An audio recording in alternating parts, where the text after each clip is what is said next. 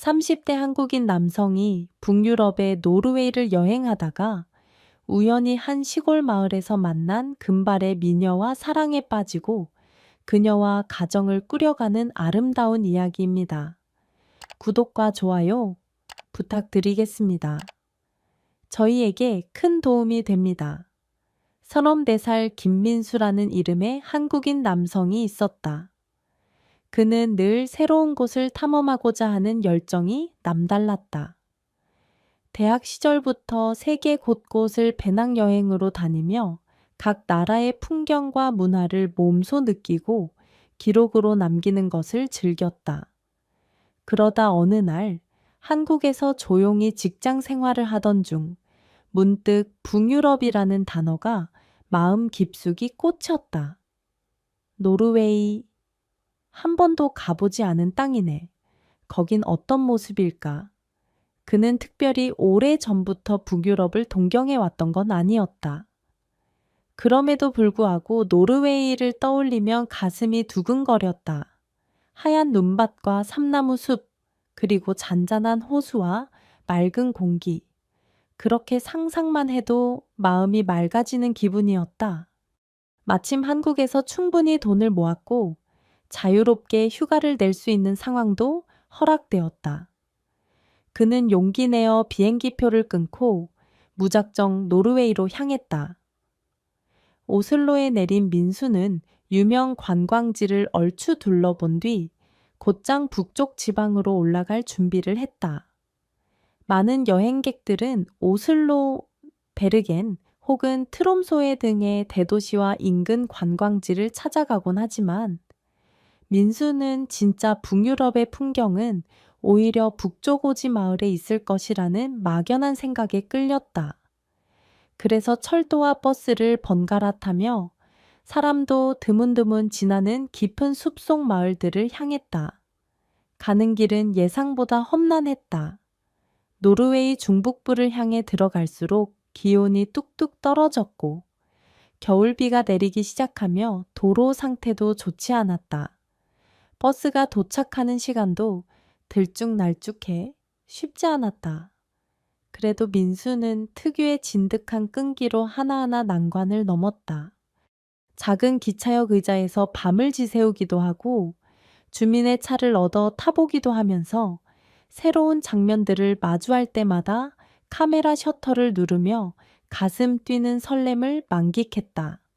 그렇게 며칠을 거쳐 마침내 숲속 깊이 자리한 작은 마을에 도착했을 때 민수는 주변 풍경에 압도되었다. 나무들 사이로 흐르는 차갑고 청명한 공기, 몇 채 안 되는 집들에 깔린 눈, 그리고 이따금 쏟아지는 햇살이 눈부시게 반짝이는 모습을 보고 있자니 이건 마치 동화 속 마을이 아닐까 싶었다. 마을 입구에는 작은 간판이 있었지만 민수가 지도를 펼쳐봐도 구글 지도에서조차 제대로 이름이 표시되지 않는 곳이었다. 마침 날이 저물고 있었고 마을에는 숙소가 있을지조차 확신이 서지 않았다. 민수는 마음속으로 이러다 길바닥에서 잘지도 모르겠네 라고 생각하며 무작정 마을 언저리로 발걸음을 옮겼다. 그러던 중 낮은 울타리 뒤로 보이는 붉은색 나무집 한 채가 눈에 들어왔다. 노르웨이 전통 페인트로 칠해진 듯한 그 집에서는 주황빛 조명이 새어나오고 있었다. 민수는 용기를 내어 문을 두드렸다. 문이 열리자 등장한 사람은 금발의 젊은 여성이었다. 하얗고 투명한 피부, 깊은 파란 눈동자, 그리고 조금 갸름한 얼굴선이 인상적이었다. 하이, 약간 놀란 듯 그녀는 문간에 서서 낯선 동양인을 바라봤다. 민수는 쑥스러운 미소를 지으며 영어로 조심스레 말했다. 안녕하세요.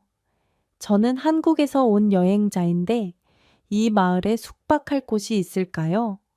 그녀는 잠시 눈을 깜빡이더니 걸쭉한 액센트의 영어로 대답했다. 이 근처엔 마땅한 호텔이나 게스트하우스가 없어요. 겨울철에는 아예 문을 닫기도 하고 그런데 이렇게 늦은 시간에 어쩌다가 여기까지 오셨죠? 민수는 무작정 북쪽으로 올라오다가 이 마을까지 흘러들어온 사연을 짧게 설명했다. 버스를 갈아타야 했는데 시간이 맞지 않았고 곧장 돌아가는 교통편도 없다 보니 발이 묶인 상태라고. 그녀는 난감해 하더니 고개를 갸웃거리며 물었다. 그럼 당장 묵을 곳이 없다는 얘기잖아요. 어떡하지? 민수가 손을 허공에 흔들며 혹시 이 마을에 민박 형태라도 있으면 소개해 달라고 하자. 그녀는 망설이는 표정을 지었다.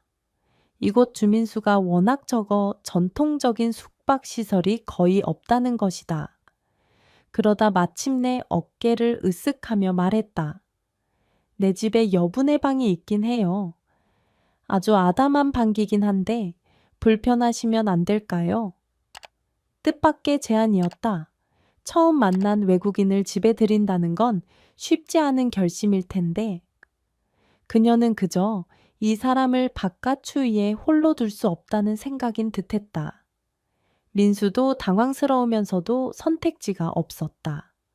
한밤중 영하의 기온에서 노숙을 해야 한다면 사지나 다름없었으니까 그는 황급히 고개를 끄덕였다. 아, 정말 감사합니다. 불편 끼치지 않게 조심할게요. 저도 겨우 하룻밤만 자고 아침에 어떻게 해보겠습니다. 그렇게 민수는 금발 여성의 집으로 들어섰다. 신발을 벗고 거실로 들어가자. 따뜻한 난로의 열기가 몸을 녹여주었다. 거실 한편에는 작은 소파와 탁자가 있었고 벽에는 노르딕풍 디자인의 액자와 선반이 놓여 있었다. 창문 밖으로는 밤하늘과 어렴풋이 보이는 침엽수들이 희미한 달빛에 깔려 있었다. 아, 내 이름은 소피아예요. 소피아 올센. 그녀가 장작을 더 넣으며 인사를 건넸다. 민수도 답했다. 저는 김민수예요. 한국에서는 민수라고 불러요. 소피아는 민수, 발음이 조금 어렵지만 연습해 볼게요 라며 미소 지었다. 짧은 인사 이후 소피아는 민수를 작은 방으로 안내했다. 방 안에는 단출한 침대와 책상이 있었다. 아마도 창고나 게스트룸 용도로 쓰였던 공간 같았다. 급하게 정리해서 지저분해 보여도 이해해 주세요. 당장 이 방밖에 없어요. 그녀는 미안한 표정을 지었지만 민수에게는 그저 감사할 따름이었다. 그렇게 두 사람의 우연한 만남은 한밤중 난로 옆에서 시작되었다. 다음 날 민수는 아침 햇살에 눈을 떴다. 소피아가 준비해둔 커피 향이 은은히 코끝을 간지렸다. 어딘가에서 새소리가 들리는 듯했다. 노르웨이의 숲속 마을답게 맑고 차가운 공기가 창문 틈 사이로 조금씩 들어왔다. 그는 후다닥 옷을 챙겨 입고 거실로 나갔다. 소피아가 작은 식탁 위에 빵과 치즈, 그리고 잼을 준비해 놓고 있었다. 잘 잤어요. 빵밖에 없어서 간소하지만 그래도 출출한 속을 달래기엔 괜찮을 거예요. 아, 좋습니다. 제가 원래 빵 엄청 좋아해요. 둘은 어설픈 영어 발음으로 조심스레 대화를 나눴다. 민수가 어젯밤에 대충 얘기했던 내용을 다시 묻자 왜 북쪽으로 여행 중인지, 언제까지 머물 건지를 민수는 사진 찍고 블로그에 여행기를 쓰는 것을 취미로 삼고 있다고 답했다. 그리고 한국이라는 나라에 대해서도 간단히 소개했다. 한국 사실 내가 들어본 적은 있지만 잘은 몰라요. 케이팝이라는 게 유명하다던데. 그 정도. 소피아는 빵을 한 입 베어 물며 살짝 쑥스러운 듯 웃었다. 민수는 케이팝, 한국 드라마, 그리고 한식에 대해 짧게 설명해 주었다. 하지만 소피아가 한국에 관심이 있는지는 확실치 않았다. 그저 해외 문화에 막연히 호기심이 있는 듯 보였다. 식사를 마친 뒤 민수는 오늘은 마을 좀 둘러보면서 다음 행선지를 찾을 방법을 고민해 볼게요. 라며 숙박비를 어떻게 지불해야 할지 물었다. 그러나 소피아는 손사래를 치며 굳이 돈 낼 필요는 없다고 했다. 이 마을은 워낙 한적해서 웬만해선 외지인도 안 오는데 이렇게 온 김에 편히 있다 가라고. 다만 금방 떠날 거라면 오늘 저녁까진 괜찮은데 더 오래 있을 거면 다른 방안을 찾아봐야 할 것이라고 덧붙였다. 민수는 일단 가벼운 배낭을 둘러매고 눈으로 덮인 마을을 탐험하듯 걷기 시작했다. 여기저기 조용한 집들이 산발적으로 자리 잡고 있었고 몇몇 농가와 작은 상점이 합쳐진 인구로는 수십 명 정도 될까 싶은 작은 마을이었다. 사람들은 대체로 낯선 동양인 남자를 보면 호기심 가득한 표정으로 안녕하고 인사를 건네곤 했다. 민수는 짧게 영어로 답하며 혹시 다음 버스가 언제쯤 오는지 물어봤지만 돌아오는 답변은 이 근처 버스는 일주일에 한두 번밖에 안 다녀서 정확한 시간표도 모른다는 것이었다.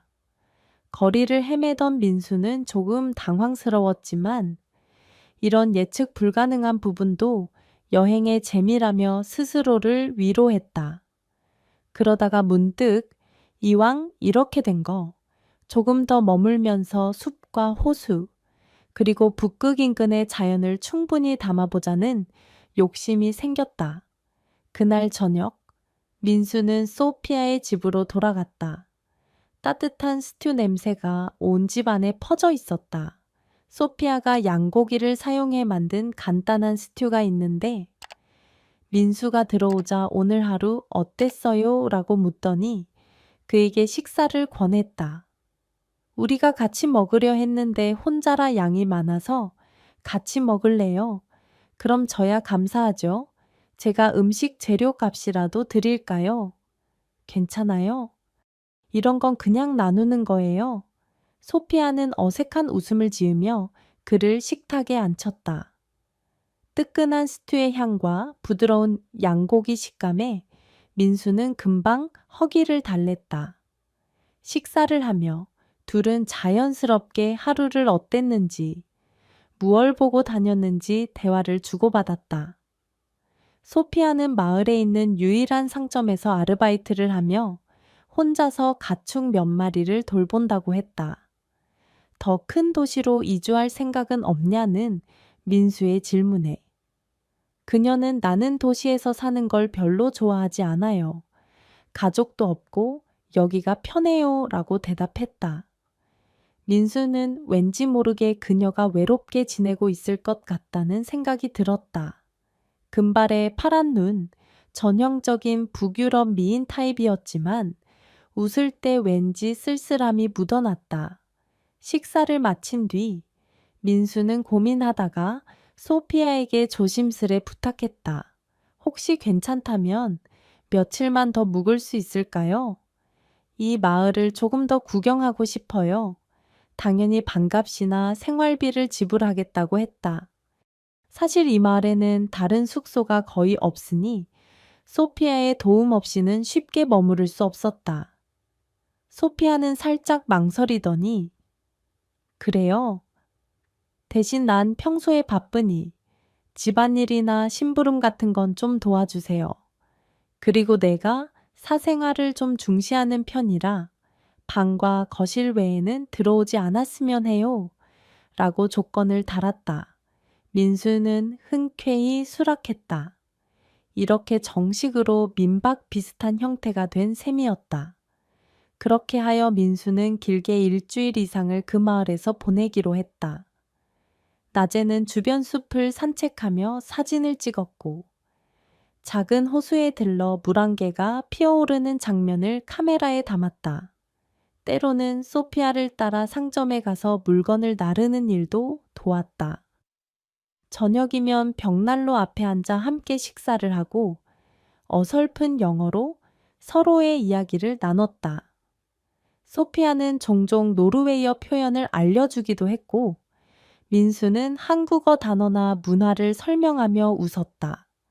밤에는 추운 공기를 피해 작은 방에서 침낭을 덮고 잤지만 가끔 거실로 나와 창밖을 보며 오로라는 언제 볼 수 있으려나 생각하곤 했다. 노르웨이 북부, 특히 북부 극권 근처에서는 겨울철에 오로라를 볼 수 있다는 사실을 알고 있었지만 이 마을이 정확히 어떤 위치에 있는지조차 민수는 몰랐다. 그래도 이곳에 조금 더 머문다면 혹시 모를 인생 장면을 목격하게 될지 모른다는 기대감이 있었다. 한편 민수와 소피아는 서로에 대해 조금씩 더 알게 되었다. 예를 들어 소피아는 어릴 때 부모님이 모두 세상을 떠났고 친척이나 형제가 없어서 혼자 살아왔다고 했다. 국가 지원을 받으며 자랐고 이 마을에 정착한 지는 6년 정도 되었다. 사람들과의 관계를 크게 좋아하지 않아 도시 생활이 불편했고 이 한적한 곳에서 혼자 지내는 편이 마음이 편하다고 했다. 민수는 자신의 가족 이야기도 간단히 했다. 한국에서 평범한 가정에서 자랐으며 회사에서 일하며 모은 돈으로 여행 중이라는 것. 가족들이 내가 이런 먼 곳까지 올 줄은 몰랐을 거예요. 언젠가 돌아가면 여행기를 보여주려고 해요. 소피아는 흥미로워 보이면서도 약간 부러운 표정을 지었다.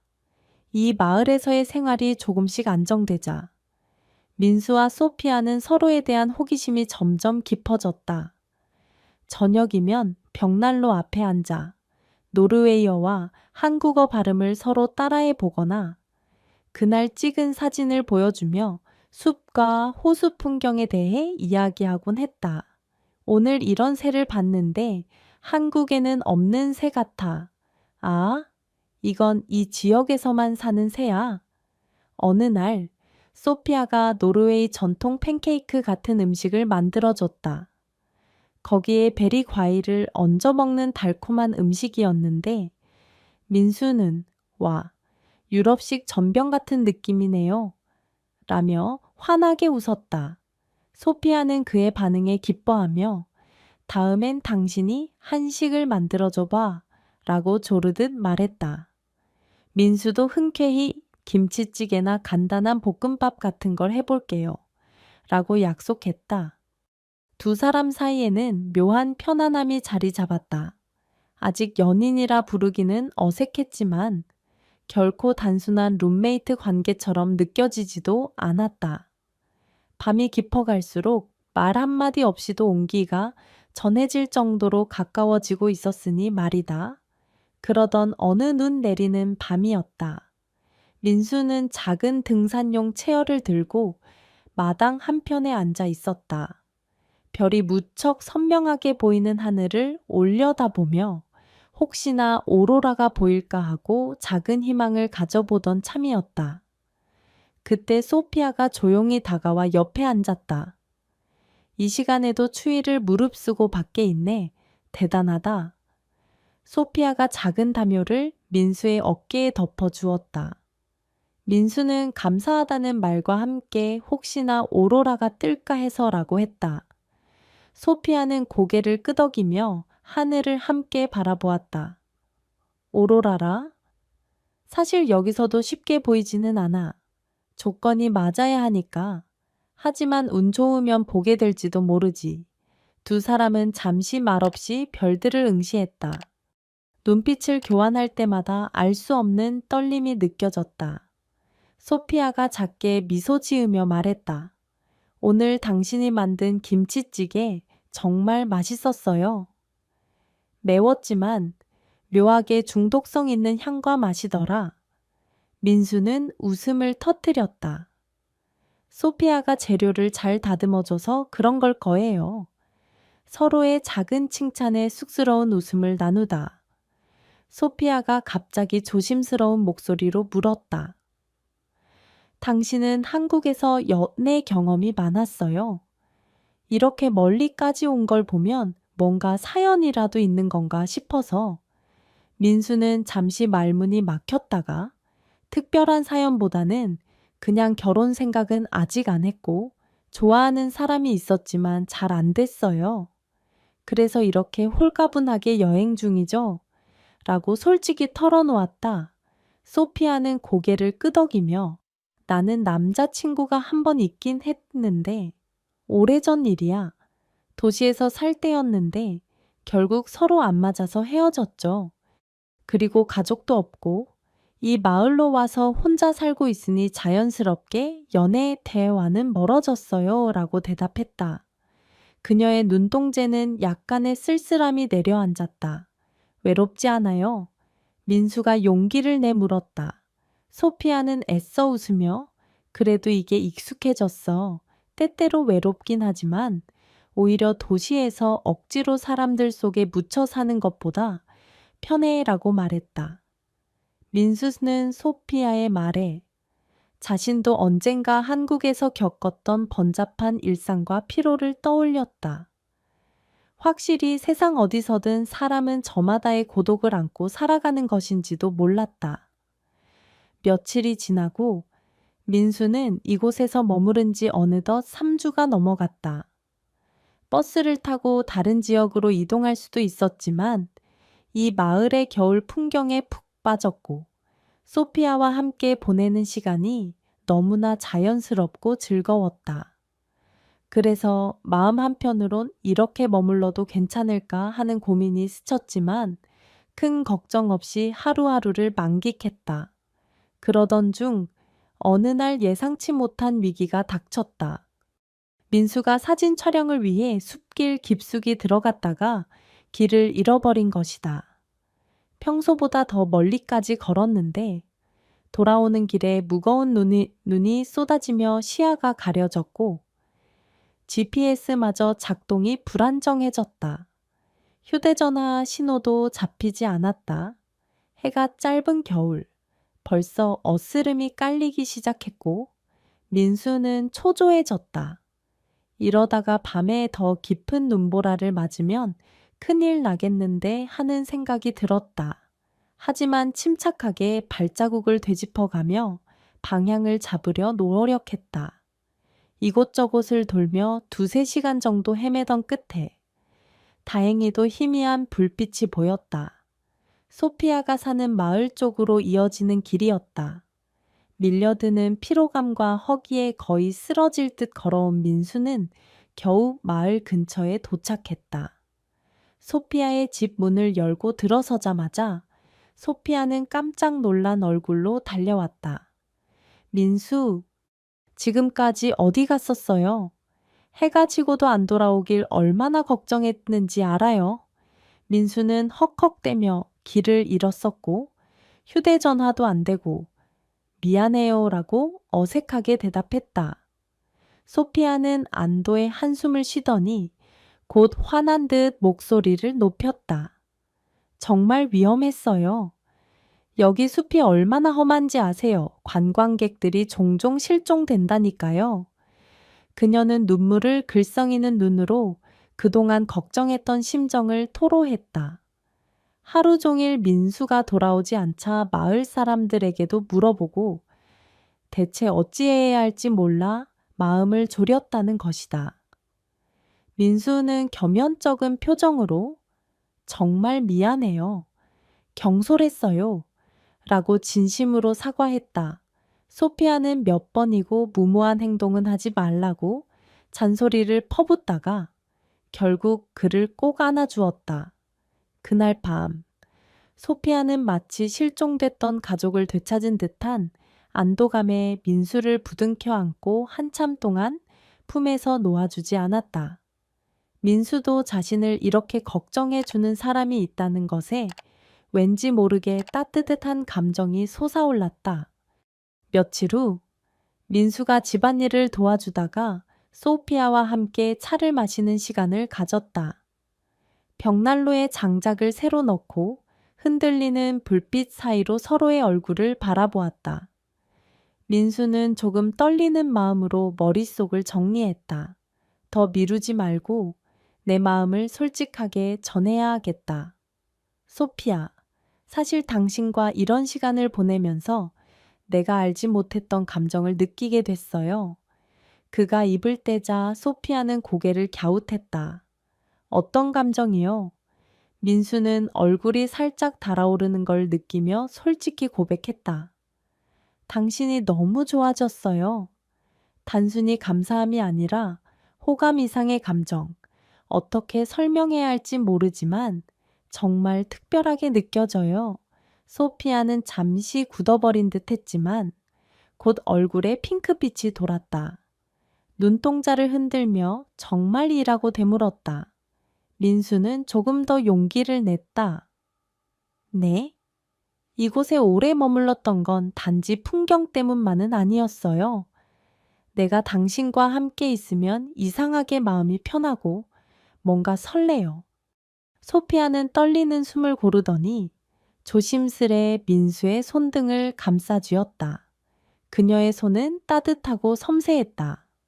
나도 사실 당신을 특별하게 생각해요. 처음에는 그저 도움을 준 거였는데 점점 함께 보내는 시간이 즐거워졌어요. 내게도 이런 감정이 생길 줄 몰랐는데 말을 마친 소피아는 갑작스럽게 민수 쪽으로 몸을 기울였다. 두 사람의 시선이 교차하는 순간 민수는 심장이 터질 듯 떨렸고 이내 소피아의 입술이 그의 입술에 닿았다. 이질적인 문화와 언어의 장벽은 이미 무너진 지 오래였다. 그 순간은 한밤중 내리는 고요한 눈처럼 그리고 장작불처럼 따뜻하게 타오르는 감정이었다. 사랑을 확인한 뒤 두 사람의 일상은 한층 다정해졌다. 아침이면 서로 먼저 인사를 건네고 작은 일상 속에서 미소를 주고받았다. 소피아는 상점 일이나 농장 관리를 하며 바쁘게 지냈지만 틈날 때마다 민수와 함께 점심을 먹으려 애썼다. 민수도 적극적으로 그녀를 도와주곤 했다. 저녁에는 함께 식사를 준비하고 포근한 소파에 앉아 서로를 꼭 껴안고 TV를 보기도 했다. 비록 영어 자막이 필요했지만 북유럽 드라마나 영화를 보며 둘만의 시간을 만들었다. 때로는 과일 와인을 곁들이며 불을 끄고 촛불을 켜두고 서로의 눈을 바라보며 오래도록 대화를 나누었다. 소피아는 자신의 과거를 조금씩 더 털어놓았다. 부모가 일찍 세상을 떠났고 친척들과도 멀어 혼자 성장해야 했다. 도시에서 일을 구하다가 번번이 실패했고 대인 관계에서도 상처를 받았다고 나는 사람과 함께 지내는 게 힘들었어요. 특히 감정 표현에 서툴러서 민수는 그녀에게 그래도 당신처럼 따뜻한 사람이라면 분명 좋은 사람들을 만날 수 있을 거예요. 라고 위로했다. 소피아는 그런 그의 말에 안심이 됐는지 처음으로 눈물을 보였다. 당신이 날 이해해줘서 고마워. 민수는 그녀를 부드럽게 안아주었다. 그리고 어느 날 마침내 오로라가 떠오르는 아름다운 밤이 찾아왔다. 눈밭 위로 펼쳐지는 초록빛 물결. 두 사람은 마당에 나와 손을 맞잡고 하늘 전체를 가로지르는 환상적인 빛의 춤을 함께 지켜봤다. 소피아가 감탄 어린 목소리로 말했다. 이렇게 선명한 오로라는 몇 달에 한 번 볼까 말까 해요. 민수는 행복한 미소를 지었다. 정말 여길 떠나지 않고 이 순간을 함께 맞이하게 돼서 다행이야. 소피아는 민수의 손을 꼭 쥐고 나도 마찬가지예요. 라고 화답했다. 오로라는 밤하늘을 수놓으며 마치 두 사람의 미래를 축복해 주는 듯 했다. 오로라를 함께 본 뒤 두 사람은 사실상 연인 이상의 동거인 관계가 되었다. 더 이상 임시 체류나 민박의 개념이 아닌 한 집에서 서로 의지하며 살아가는 생활이었다. 아침에 일어나면 굿모닝 키스를 건네고 함께 장을 보고 함께 청소와 집 수리를 하며 작은 기쁨과 작은 어려움을 공유했다. 그 과정에서 자연스럽게 갈등도 있었다. 민수는 한국인 특유의 식습관이 있어서 김치나 매콤한 요리를 자주 먹고 싶어 했고 소피아는 그 냄새를 아직 완전히 익숙해하지 못했다. 반대로 소피아가 좋아하는 생선 절임 요리를 민수가 곧잘 어려워하기도 했다. 하지만 두 사람은 작은 타협점을 찾았고 서로의 음식을 조금씩 이해하며 입맛을 맞춰갔다. 문제는 민수의 비자와 체류 기간이었다. 그는 관광 비자로 노르웨이에 와 있었으나 이미 체류 기간을 꽤 넘기고 있었다. 노르웨이 내에서 남는다면 합법적으로 체류 자격을 갖춰야 하는데 아직 구체적인 방도가 없었다. 소피아는 원한다면 내가 도움을 줄 수 있는 방법을 알아볼게 했고, 민수도 당분간은 이렇게 지내다가 한국에 잠시 돌아갔다 오는 방법도 생각해 봐야지 라고 했다. 둘 다 당장 결혼 이야기를 꺼내기엔 이른 시점이라고 느꼈다. 그러던 어느 날 소피아가 갑작스레 아침부터 몸이 좋지 않다고 호소했다. 메스꺼움과 현기증이 심해져 상점 일도 쉬고 집에서 휴식을 취했다. 민수는 그녀를 돌보며 병원에 가봐야 하는 거 아니야 라고 권했다. 마을에는 변변한 병원이 없었고 차로 2시간은 나가야 큰 병원이 나왔다. 소피아는 우선 간단한 검사를 해보기 위해 마을 외곽에 있는 작은 보건소를 찾았다. 그리고 며칠 후 검사 결과가 나왔는데 충격적이게도 임신이라는 진단이었다. 의사도 조금 놀란 눈치였고 소피아는 어찌할 바를 몰랐다. 나? 아기를 가지다니? 어떻게 해야 하지? 집으로 돌아온 그녀는 혼란스러워하며 민수에게 소식을 전했다. 민수 역시 당황스러움에 말을 잇지 못했다. 아직 결혼을 약속한 것도 아니었고 서로의 문화 차이나 미래가 불투명한 상태였으니 말이다. 하지만 곧 마음 한켠에서 묘한 기쁨이 솟아올랐다. 민수는 소피아의 손을 잡고 진지하게 말했다. 소피아, 이건 우리 둘에게 일어난 놀라운 일이야. 당혹스럽긴 해도 난 책임지고 싶어. 우리 아이잖아. 소피아는 눈물을 글썽이며 민수를 끌어안았다. 나도 당신을 믿고 싶어. 하지만 솔직히 겁이 나. 한 번도 가족이란 걸 가져본 적이 없어서. 민수는 단호히 대답했다. 우리 함께 노력해보자. 아이에게 가장 좋은 환경을 만들 수 있도록. 그날 밤 두 사람은 벽난로 앞에 앉아 아이의 미래를 상상했다. 노르웨이의 숲속에서 자라날 것인지, 한국에 갈 기회가 있을지, 어떤 언어를 배우게 될 것인지 걱정이 앞섰지만 한편으론 가슴 벅찬 희망이 넘쳤다. 시간이 흘러 소피아의 배가 조금씩 불러왔다. 민수는 임신한 그녀가 최대한 편안하게 지낼 수 있도록 애쓰며 집안일과 바깥일을 도맡았다. 두 사람은 함께 병원에 다니며 아기의 건강을 확인하고 마을 사람들과도 점점 가까워졌다. 소피아는 처음엔 낯선 이와 가족을 이루는 것에 대해 두려움이 있었지만 민수의 헌신적인 모습에 점점 마음을 열었다. 민수 역시 한국으로 돌아가야 할지 이곳에서 새로운 삶을 꾸려갈지 고민이 많았지만 소피아와 아기를 생각하면 어떤 어려움도 이겨낼 수 있을 것 같았다. 그들의 사랑은 북유럽의 차가운 겨울 속에서도 따뜻하게 피어났고 곧 태어날 아기는 그 사랑의 결실이 될 터였다.